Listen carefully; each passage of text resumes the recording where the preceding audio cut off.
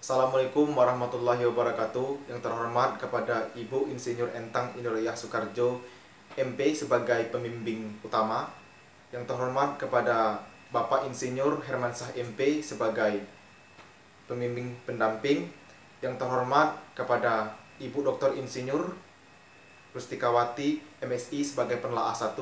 Yang terhormat kepada Ibu Dr. Insinyur Marlin MSc sebagai penelaah 2. Baiklah, saya akan mempresentasikan seminar proposal penelitian saya yang berjudul Efektivitas berbagai jenis bahan stek dan pemberian konsentrasi rutin F pada pertumbuhan cabai Jawa Retroproctum Vol. Oleh saya sendiri, Agustin Effendi dengan NPM E1J016043. Cabai Jawa adalah salah satu tanaman obat yang memiliki nilai ekonomis tinggi yang sangat diminati di pasar internasional karena banyak memiliki manfaat seperti mengobati kejang perut, asma, radang mulut, influenza, infeksi bakteri, dan lain sebagainya. Data Direktorat Jenderal Perkebunan 2013 menunjukkan produktivitas cabai Jawa hanya mencapai 0,47 ton per hektar. Upaya untuk meningkatkan produksi cabai Jawa dapat dilakukan dengan cara penggunaan bibit unggul. Perbanyakan bibit unggul cabai Jawa dapat dilakukan secara vegetatif, terutama stek. Bahan stek dapat diperoleh melalui sulur, yaitu sulur produktif, sulur tanah, dan sulur panjat. Namun, dari bahan tersebut belum diketahui stek yang terbaik. Maka dari itu perlu dilakukannya untuk pengujian dari ketiga bahan stek tersebut. Selain penggunaan bahan stek untuk meningkatkan keberhasilan perbanyakan bibit unggul cabai Jawa, dapat dilakukannya penggunaan Roton F. Roton F merupakan zat pengatur tumbuh sintetik yang berupa auksin yang dapat menstimulan perakaran. Arinasah 2015.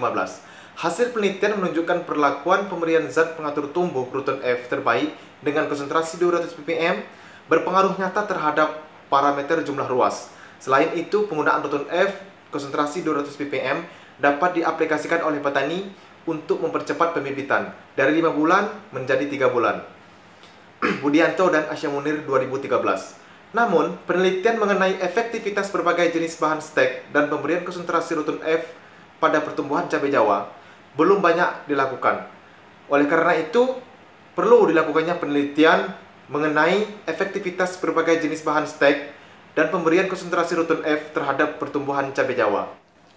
Tujuan penelitian yang pertama, menentukan interaksi Roton F dan jenis bahan stek yang terbaik terhadap pertumbuhan cabai Jawa. Yang kedua, menentukan jenis bahan stek yang terbaik terhadap pertumbuhan cabai Jawa. Yang ketiga, menentukan konsentrasi Roton F yang terbaik terhadap pertumbuhan cabai Jawa. Metodologi penelitian, waktu dan tempat. Waktu penelitian saya yaitu Juni sampai September 2020. Yang bertempatkan Gang Melati, Kelurahan Kandang Limun, Kecamatan Muara Bangkahulu, Kota Bengkulu pada ketinggian kurang lebih 10 mdpl.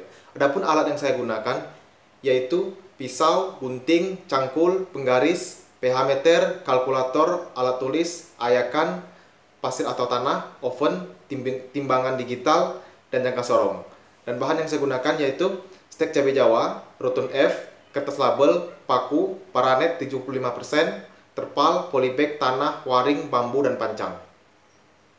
Adapun bahan stek yang saya gunakan yaitu sulur panjat. Sulur panjat merupakan batang utama, cabang primer yang tumbuh ke atas yang menempel pada tiang atau pohon penegak, sedangkan sulur tanah adalah batang yang muncul dari buku-buku dasar pada dekat permukaan tanah, dan sulur produktif merupakan cabang-cabang yang tumbuh pada bagian ketiak daun batang utama. Cabang tersebut tidak memunculkan akar pada buku-bukunya. Sukri 2008. Penelitian ini dilaksanakan dengan menggunakan rancangan acak kelompok lengkap (RAKL) yang terdiri dari dua faktor, yaitu konsentrasi Roton F dan jenis bahan stek berupa sulur cabai Jawa. Faktor pertama, jenis bahan stek 2 ruas yang dilambangkan dengan S berupa sulur tanah, sulur panjat, dan sulur produktif yang terdiri dari 3 jenis. S1 sulur tanah, S2 sulur panjat, dan S3 sulur produktif. Faktor 2. Faktor 2, pemberian konsentrasi Roton F yang dilambangkan dengan D yang terdiri dari 4 taraf. D0 yaitu sebagai kontrol, D1 100 mg per liter air, D2 200 mg per liter air, dan D3 300 mg per liter air. Dengan demikian terdapat 12 kombinasi perlakuan yang diulang sebanyak 3 kali dan terdiri dari 36 unit percobaan. Setiap unit percobaan terdapat 5 tanaman, jadi total tanaman seluruhnya yaitu 180 tanaman. Tahapan penelitian.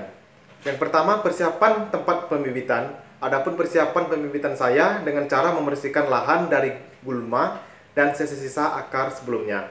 Dan media tanam yang saya gunakan pada penelitian ini yaitu tanah, pasir, dan pupuk kandang sapi dengan perbandingan volume per volume, kemudian dimasukkan ke dalam polybag yang berukuran tingginya 20 cm dan berdiameter 15 cm. Yang kedua, pembuatan naungan, yaitu bahan yang saya gunakan yaitu dengan menggunakan bambu yang lebarnya 3,8 cm dan panjangnya 4 meter, di mana tingginya 1,5 menghadap ke timur, sedangkan yang tingginya 1 meter menghadap ke barat. Yang ketiga, pengambilan bahan stek, yaitu dengan mengambil langsung pada lahan petani yang berlokasi di Seluma. Yang keempat, penyiapan larutan ZPT. Larutan yang saya gunakan yaitu rutan F, di mana sebelumnya rutan F ditimbang sesuai dengan perlakuan dan masing-masing dicampur dengan air 1 liter. Yang kelima, penanaman, di mana penanaman dilakukan pada sore hari dengan cara stek ditanam dalam posisi tegak dalam tanah. Stek yang sudah ditanam kemudian ditata sesuai rancangan penelitian. Kemudian yang kelima, pemeliharaan, di mana pemeliharaan saya pada penelitian meliputi penyiraman dilakukan pada sore hari bila tidak terjadi hujan. Setelah itu, penyiangan. Penyiangan dilakukan dengan cara mencabut gulma dengan menggunakan tangan.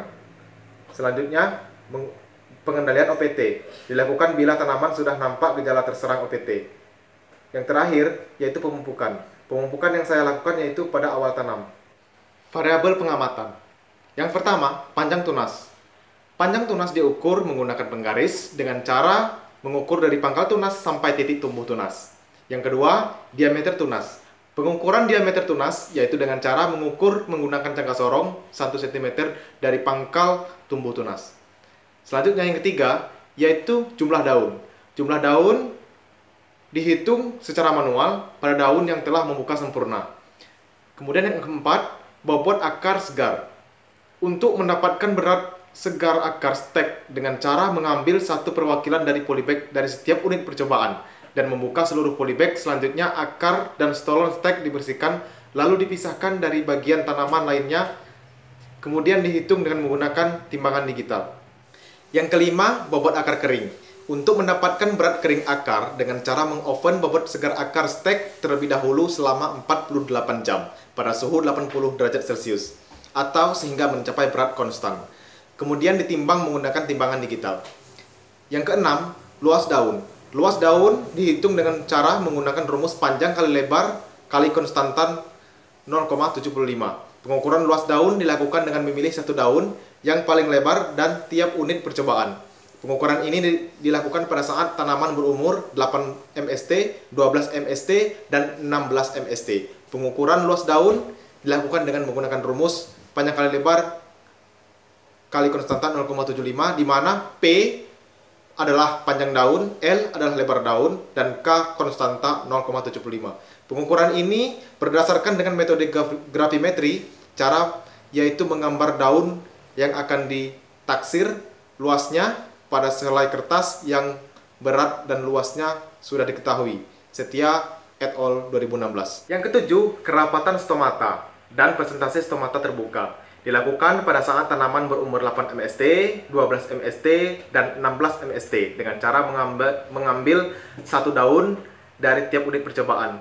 Permukaan daun diolesi oleh kutek transparan dan setelah kering diangkat menggunakan selotip transparan. Hasil cetakan stomata diletakkan di atas objek gelas, kemudian diamati di bawah mikroskop.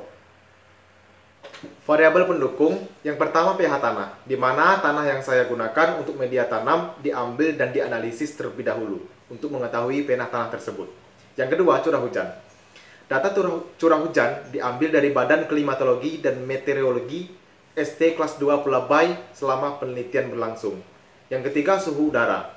Pada suhu udara, data curah hujan diambil dari Badan Klimatologi dan Meteorologi ST kelas 2 Pulabay selama penelitian berlangsung. Analisis data. Data pengamatan dilakukan dengan uji F pada taraf 5%. Apabila perlakuan menunjukkan pengaruh nyata, maka analisis dilanjutkan dengan uji lanjut DMRT pada taraf 5%. Berikut adalah denah percobaan penelitian saya. Demikianlah hasil presentasi seminar proposal saya. Apabila ada kesalahan, saya mohon maaf. Saya akhiri. Wassalamualaikum warahmatullahi wabarakatuh.